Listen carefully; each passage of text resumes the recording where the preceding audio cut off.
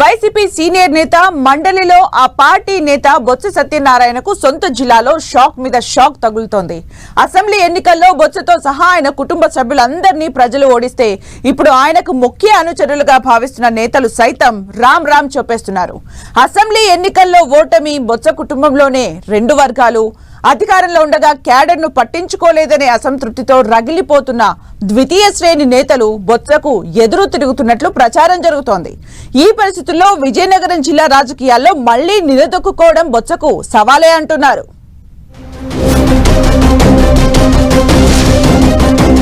MLC ఎన్నికల్లో ఏకగ్రీవంగా గెలిచానన్న సంతోషం సీనియర్ నేత బొత్సకు ఎన్నాళ్లు లేకుండా చేస్తున్నారు ఆయన అనుచరుడు. అసెంబ్లీ ఎన్నికల్లో ఘోర ఓటమి తర్వాత ఒక్కొక్కరుగా పార్టీని వీడుతున్నారు. తాజాగా నెల్లిమర్ల నియోజకవర్గానికి చెందిన బొత్స అనుచర గణం సుమారు 4000 మంది ఒకేసారి జనసేన తీర్థం పుచ్చుకున్నారు. వీరిలో జిల్లా రాజకీయాల్లో బొత్స సమకాలీకుడు డీసీసీబీ ఉపాధ్యక్షుడు చనుమల్లు వెంకటరమణతో పాటు మరికొందరు కీలక నేతలు ఉన్నారు. చనుమల్లు బొత్స ఇద్దరు మాజీ మంత్రి పెన్మత్స సాంబశివరాజు వద్ద రాజకీయ ఓనమాలు నేర్చుకున్న బొత్స వేగంగా రాష్ట్ర రాజకీయాల్లో ఎదిగారు. ఆయనకు వెన్నుదన్నుగా చనుమల్లు నిలిచారు. ఇక 2009లో బొత్స కారణంగా ఎమ్మెల్యే టికెట్ వదులుకున్న చనుమల్లు వెంకటరమణ ఇప్పటి వరకు బొత్సతోనే కలిసి నడిచారు. దాదాపు 3 దశాబ్దాలుగా బొత్సని నమ్ముకున్నా తనకు అన్యాయం జరుగుతోందనే ఆవేదనతో తాజాగా పార్టీని వీడారు చనుమల్లు. ఇది బొత్సకు షాక్ గానే చెప్తున్నారు రాజకీయ పరిశీలకులు. విజయనగరం జిల్లా రాజకీయాలను శాసించిన బొత్స చీపురుపల్లి, నెల్లిమర్ల, గజపతి నగరం నియోజకవర్గాల నుంచి బొత్స కుటుంబ సభ్యులు పోటీ పడేవారు.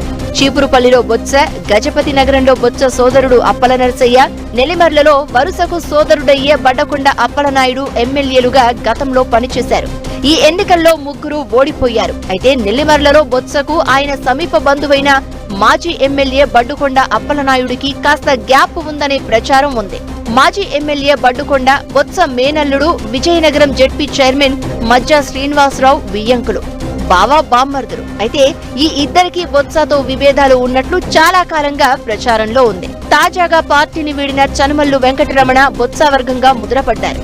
2009లో చనుమల్లును కాదని బడ్డుకొండకు ఎమ్మెల్యే టికెట్ ఇప్పించిన బొత్స అప్పటి నుంచి చనుమల్లుకు న్యాయం చేస్తాను అని చెప్పి వెనక తిప్పుకున్నారే కానీ ఏ పదవి ఇవ్వలేదని విమర్శలు ఎదుర్కొంటున్నారు.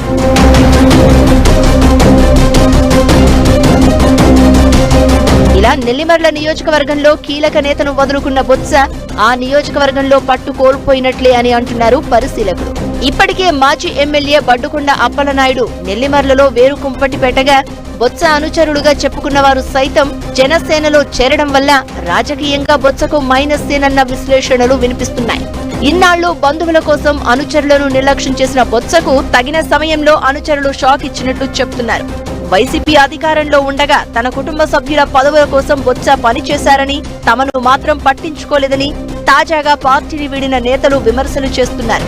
పార్టీ ఓడినా బొత్స వైఖరిలో మార్పు రాకపోవడంతో ఆయనకు చెప్పే జనసేనలో చేరిపోయామని అంటున్నారు.